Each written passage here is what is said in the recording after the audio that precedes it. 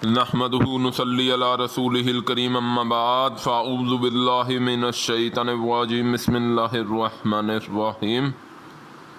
سورہ بقرہ آیت مبارکہ نمبر 44۔ بسم اللہ الرحمن الرحیم۔ اتامرون الناس بالبر وتنسون انفسکم وانتم تتلون الکتاب افلا تعقلون۔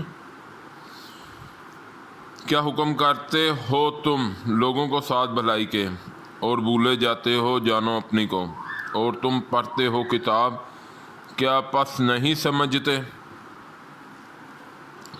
اب بفضل خدا میں نے جو بات آپ کو سمجھائی تھی کہ اگر آپ اس رکوع مبارک میں جو بتایا جاتا ہے کہ یہ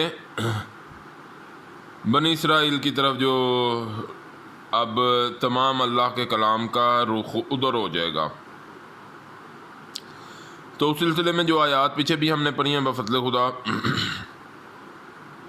اس میں ربط جو قائم ہو رہا ہے انہیں فردن فردن جو بتایا جا رہا ہے، یہ چیزیں تمہیں نماز تھی،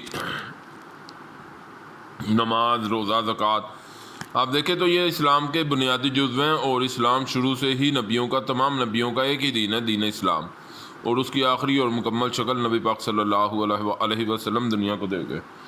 بہرحال ان تمام موتیوں کو جو آیات کے ذریعے اللہ نے پرویا ہے، اس میں جو جگہ آ رہی ہے، جس مقام پہ ہم پہنچے، کیا حکم کرتے ہو تم لوگوں کو ساتھ بھلائی کے اور بھولے جاتے ہو جانو اپنی کے۔ تو آج بھی آپ دیکھیں تو یہ آپ کو یہ علماء یہود میں ایک بیماری آ گئی کہ وہ لوگوں کو تو بہت اونچی اونچی باتیں بتا رہے ہیں، اور ان کی اپنی ذات میں سے وہ چیزیں تمام خالی ہیں۔ لوگوں کو بہت نیکی بھلائی کے حکم ہو رہے ہیں، واعظ و نصیحت ہو رہی ہے، اور اپنے اوپر ہر چیز کو حلال کیا ہوا ہے، حرام کو کسی کو بھی۔ تو ایک بڑی ہے، اگر آپ آج کے وقت میں دیکھیں تو آپ کو یہ بات بڑی آسانی سے سمجھ آ جائے گی۔ انہی آیات کو اگر آج کے وقت میں آپ لاگو کریں، ہر انسان اللہ کے آگے اپنی ذات کو لے کے پیش ہو، تو اس میں کوئی بھی برائی ہوئے گی وہ اسے لازمی دور کر لے گا۔ ایک تو ہے نا، قانونی نقطے سے آپ سزاؤں کا، شریعت کی سزاؤں کا نفاذ کس لیے ہے؟ کوئی اللہ کی حدوں سے نکلے تو اسے سزا دی جائے گی، تو ایک تو وہ طریقہ مسلمانوں کی حکومت ہوگی، کوئی گناہ کی طرف جائے گا نہیں، اسے سزا کے ڈر سے نہیں وہ اللہ کے حکموں کو توڑے گا۔ دوسرا اور سب سے آسان طریقہ جو سب سے بہتر اور ہر انسان کے لیے، وہ ہے اپنے آئینے میں اپنی شکل دیکھنا، یعنی کہ اپنی خود حفاظت شیطان مردود سے اللہ کو حاضر ناظر جان کے۔ جب آپ اللہ کو حاضر ناظر جانیں گے، روز حشر کو جانیں گے، تو یہ تمام کریکٹر کی جو برائیاں ہیں یہ اللہ تعالیٰ توفیق دیں گے، تو آہستہ آہستہ آپ انہیں اپنی ذات سے دور، یہ وقتاً فوقتاً آتی رہتی ہیں، کبھی کسی طرف سے کوئی گٹا، کسی طرف سے شیطان مردود تو لگا ہوا ہے نا دنیا میں۔ تو یہ کریکٹر کی بیماریاں ہیں جو انسان میں پیدا ہوتی ہیں، تو جسے انسان کو میں دو طرح کا، ایک بنی اسرائیل اس وقت جو قرآن تو صلی اللہ علیہ وسلم پر ہی نازل ہوا، اور رہتی دنیا تک، قیامت تک اب اسی نے رہنا ہے۔ تو دو طرح قرآن کو سمجھنے کے لیے جو اللہ تعالیٰ میرے لیے آسانی کرتے ہیں کہ ایک تو نبی اسلم کے دور میں اس وقت کیا حالات تھے، کیا معاملات تھے، دوسرا ہم اپنے لیے اس میں سے کیا لے رہے ہیں۔ تو ان دو اینگل سے اگر قرآن کو دیکھ کے پڑھیں تو میرے خیال سے کافی اللہ تعالیٰ کی رحمت سے بات مختصر وقت میں سمجھنے کے لیے آسانی ہے۔ کیا حکم کرتے ہو تم لوگوں کو ساتھ بھلائی کے اور بھولے جاتے ہو جانو اپنی کو، اور تم پڑھتے ہو کتاب، کیا پس نہیں سمجھتے؟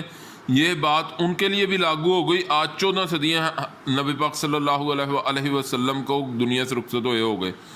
اللہ تعالیٰ معاف کریں، اللہ ہماری کمی کوتاہیوں کو معاف کریں۔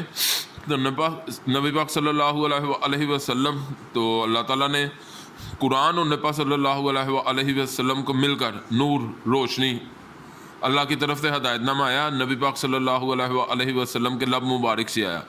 حضور نبی کریم صلی اللہ علیہ وسلم دنیا سے رخصت ہو گئے، قرآن روشنی کی شکل میں ابھی بھی موجود ہے۔ اب اس کا جو اتباع کرے گا، اتباع رسول ہے، اتباع اللہ۔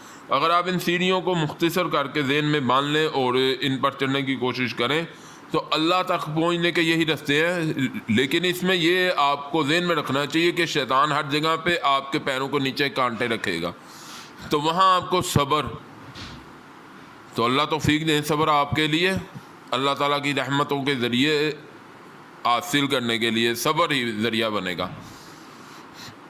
تو بہرحال یہ ہے کہ کیا حکم کرتے ہو تم لوگوں کو ساتھ بھلائی کے، اور بھولے جاتے ہو جانو اپنی کو، اور تم پڑھتے ہو کتاب، کیا پس نہیں سمجھتے؟ کیا پس نہیں سمجھتے؟ آج بھی مسلمان کیا سمجھ رہے ہیں؟ بہرحال اللہ تعالیٰ ہمیں توفیق دیں، اللہ ہمیں سمجھ کی اور سب سے زیادہ نیک اعمال کی توفیق عطا فرمائیں۔ وآخر دعوانا ان الحمد للہ رب العالمین۔